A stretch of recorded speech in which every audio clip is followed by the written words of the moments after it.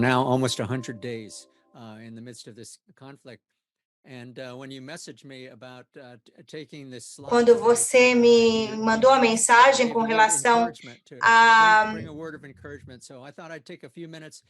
falar hoje, você me falou para trazer uma palavra de encorajamento, e eu quero ensinar sobre o poder e o valor do encorajamento.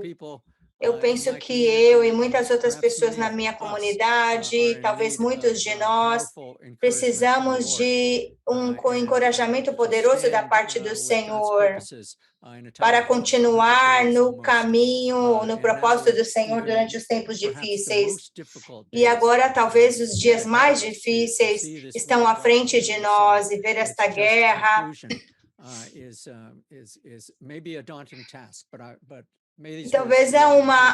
talvez é uma tarefa difícil, mas eu quero trazer encorajamento para todos nós. Biblicamente, a palavra encorajamento significa fortalecer ou repartir coragem, ou insuflar coragem. É ser capaz de fortalecer ou compartilhar força com outros. E na Bíblia tem sempre uma variação da palavra azak. É fortalecer, é ser forte.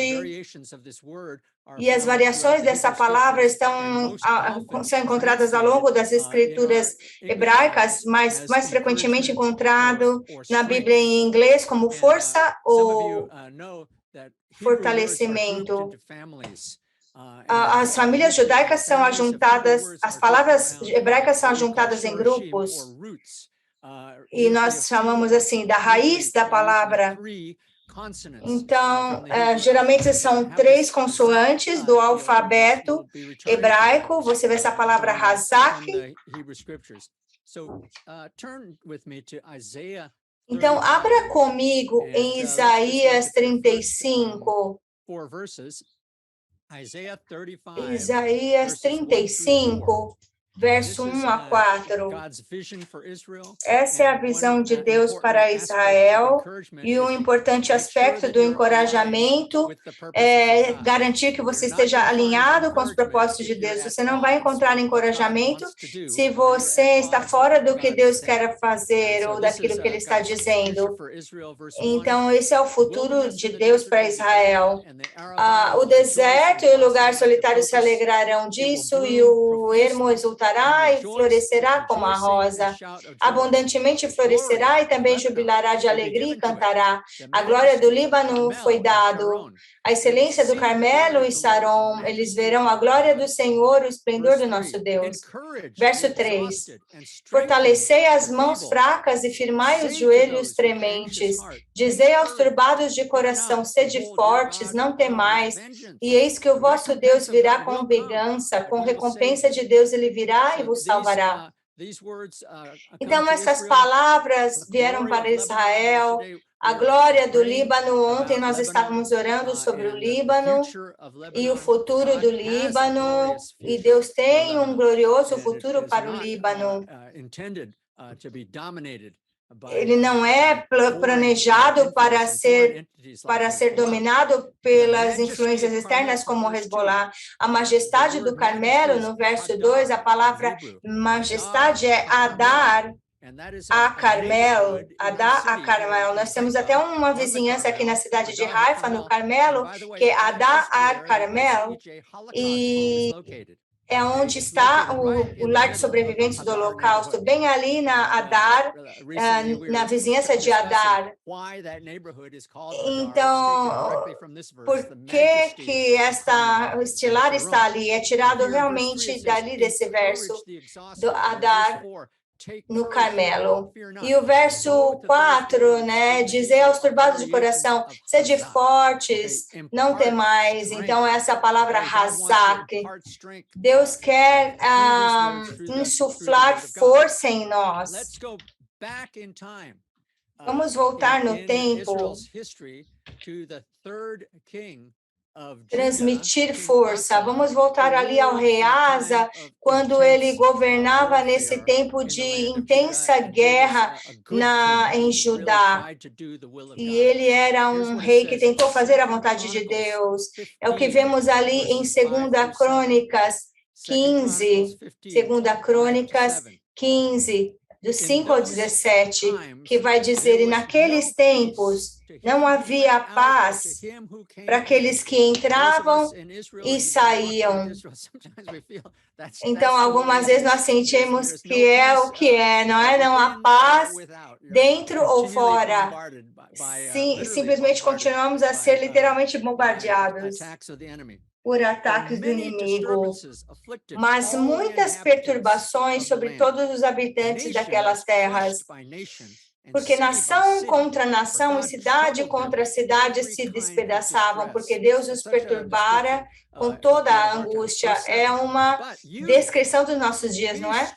Verso 7, mas esforçai-vos e não desfaleçam as vossas mãos, porque a vossa obra tem uma recompensa. Em Deus falou diretamente a esse grande rei, esse rei bom, que estava envolvido em tanta luta e estresse. Ele falou: seja forte, não perca o encorajamento, não perca a sua coragem. É uma transmissão de coragem do Deus Altíssimo. E é tão importante. Vamos voltar mais ainda para a época do rei Davi. É uma história que nós todos conhecemos do 1 Samuel, capítulo 30. 1 Samuel, capítulo 30. Deus lutou contra os amalequitas. Como já falamos, estamos numa luta espiritual contra o espírito do amalequita que quer destruir Israel. E ele lutou contra os amalequitas.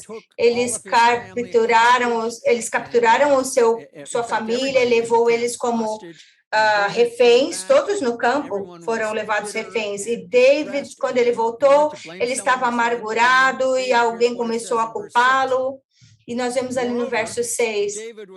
E Davi muito se angustiou, porque o povo falava de apedrejá-lo, porque a alma de todo o povo estava em amargura, cada um por causa dos seus filhos e suas filhas. Todavia, Davi se fortaleceu no Senhor seu Deus.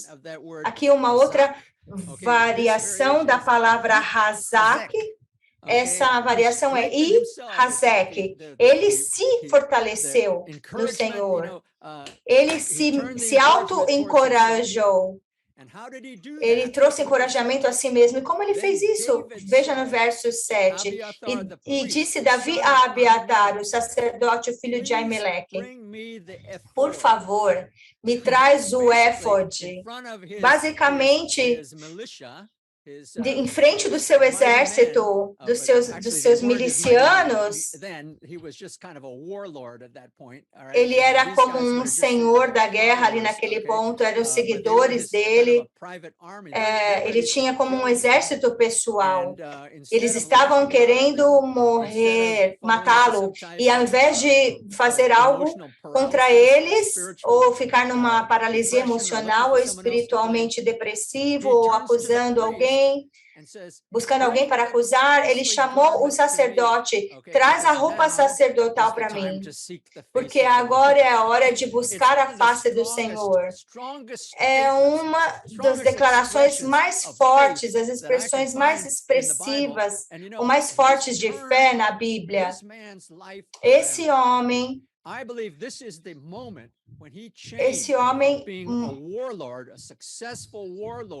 é o momento de que um homem se tornou um homem de sucesso para ser um rei.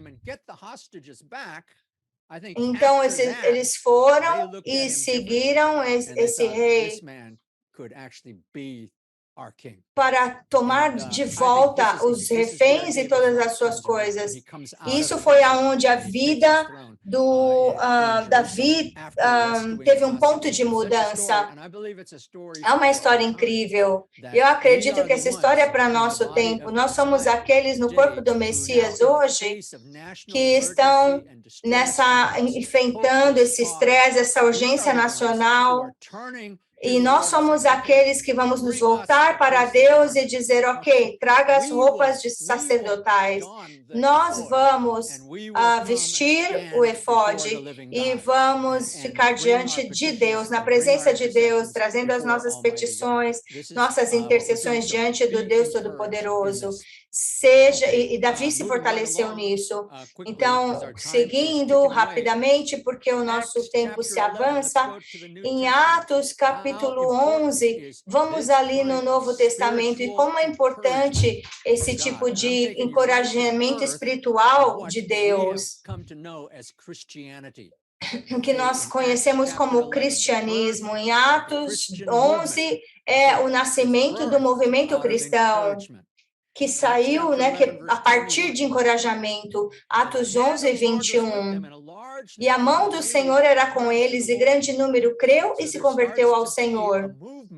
Então, começou um movimento de fé em Jesus, fora de Israel, numa cidade chamada Antioquia. E muitos estavam se voltando ao Senhor das nações. Verso 22.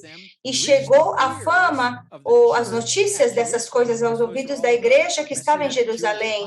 Eram os apóstolos messiânicos, e eles precisavam fazer alguma coisa a respeito. Eles enviaram Barnabé a Antioquia. O nome de Bernabé significa encorajamento,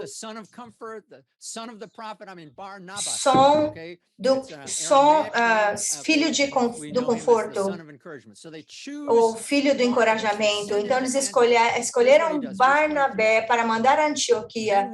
Verso 23, o qual, quando chegou, testemunhou a graça de Deus e se alegrou e exortou a todos a que permanecessem no Senhor resolutos com propósito de coração.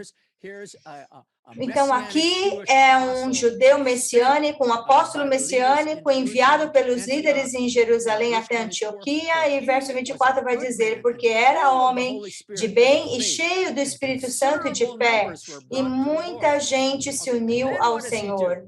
Então, olha o que foi feito. E partiu Barnabé para Tarso a buscar Saulo, e achando-o, o conduziu para Antioquia. Ele foi buscar esse apóstolo jovem chamado Saulo. Você conhece essa história? Porque se você ler ali o resto do... Se você ler o resto do livro de Atos, você vai ver que ele foi o primeiro apóstolo às nações. Então, ele foi ali encorajar esse jovem discípulo. Olha, você precisa vir comigo até Antioquia, porque Deus está fazendo algo e você é capacitado divinamente para isso. Você é de Tarso, você fala o idioma, você conhece as pessoas. Você é aquele que precisa me ajudar. Então, ele foi e encorajou esse jovem Saulo, e no verso 26, e sucedeu que todo um ano se reuniram naquela igreja e ensinaram muita gente. Veja a última parte desse versículo. E pela primeira vez os discípulos foram chamados cristãos em Antioquia. Então, eu não estou dizendo, isso foi o nascimento daquilo que chamamos hoje cristianismo.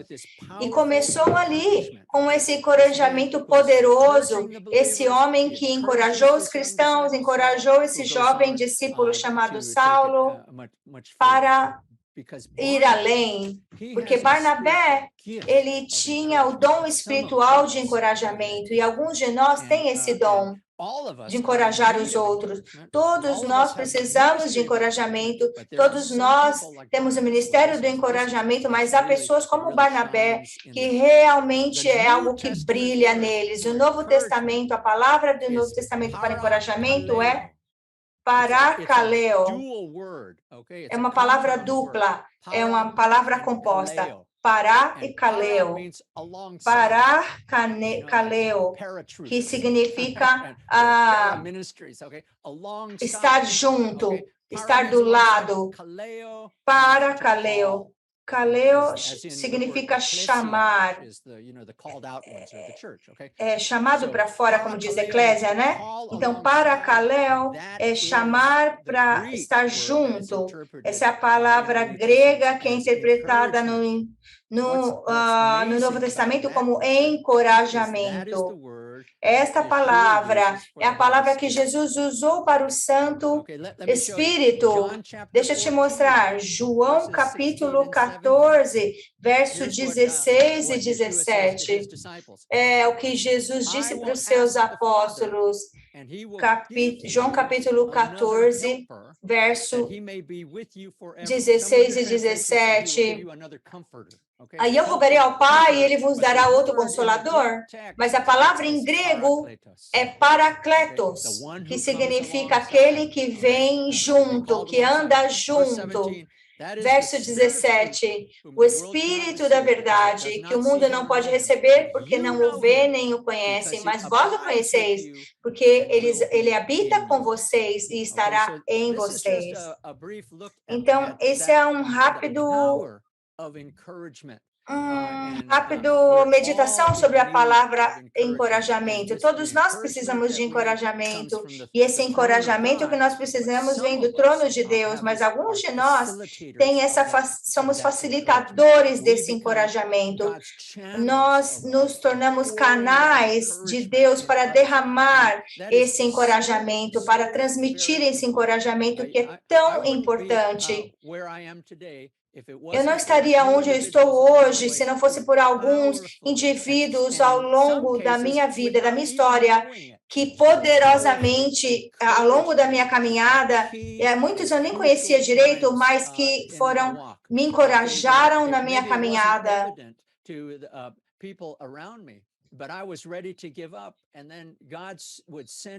E eu muitas vezes estive pronto a abrir a mão das coisas, mas essas pessoas se levantaram com uma palavra, com uma oportunidade, ou talvez com um aperto de mão, ou com um abraço. Olha, vem caminhar comigo, alongside, junto comigo. E foram momentos cruciais. E eu estou aqui por causa desses momentos. E é o resultado de uma série desses momentos na minha vida. E, em última instância, é esse encorajamento trazido por Deus. Eu quero contar para vocês uma rápida história da minha vida pessoal. Uma vez, e não faz muito tempo atrás, talvez 12 anos atrás, 20 anos atrás, eu estava tão sobrecarregado. E eu tinha chegado àquele ponto que eu estava tão desencorajado. E eu determinei que haviam 7 áreas na minha vida que estavam como que caindo por terra. Eu estava lutando, família, crianças, ministério, finanças, isso, aquilo, 7 áreas grandes. Eu descobri que tinha essas 7 áreas. Então eu determinei que eu iria buscar a presença de Deus e ir para o altar na minha própria congregação. Às vezes não é bom fazer isso, mas às vezes a gente toma esses passos desesperados. E as pessoas perguntam, tem alguma coisa errada? Então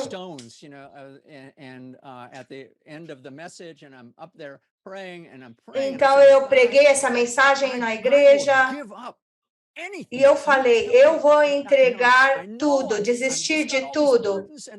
Eu tenho todos esses pesos e eu vou entregar tudo para ti. And pretty soon, out of the corner of my eye, I realized everybody's going back to their seat. And pretty soon I'm going to. E depois eu percebi que todas as pessoas, né? Eu fiz um apelo, todas as pessoas estavam lá, e aí eu percebi que todo mundo tinha voltado para os seus lugares, só eu estava ali na frente. Eu estava desesperado e eu senti que Deus falou comigo. Ele disse: Peter, eu não estou falando para você desistir, eu estou falando para você se levantar. Não é o que eu esperava ouvir de forma alguma naquele momento. Você não pensa que eu tenho milhares de outros servos que estão fazendo muito mais que você e que estão em situações muito mais desesperadas que você, e ainda assim estão cumprindo o seu chamado e estão se regozijando e orando? Qual o problema com você? O que Deus estava falando? Levante-se. Seja encorajado, eu te dei o poder para isso. Eu não quero que você fique sobrecarregado com essas 7 coisas, porque eu quero te dar 12 coisas. Então, foi como um bang. Eu entendi num segundo. E eu voltei para o meu lugar e eu falei, Senhor, eu entendi, obrigado pelo poder do Espírito Santo. E foi um encorajamento pessoal tão grande.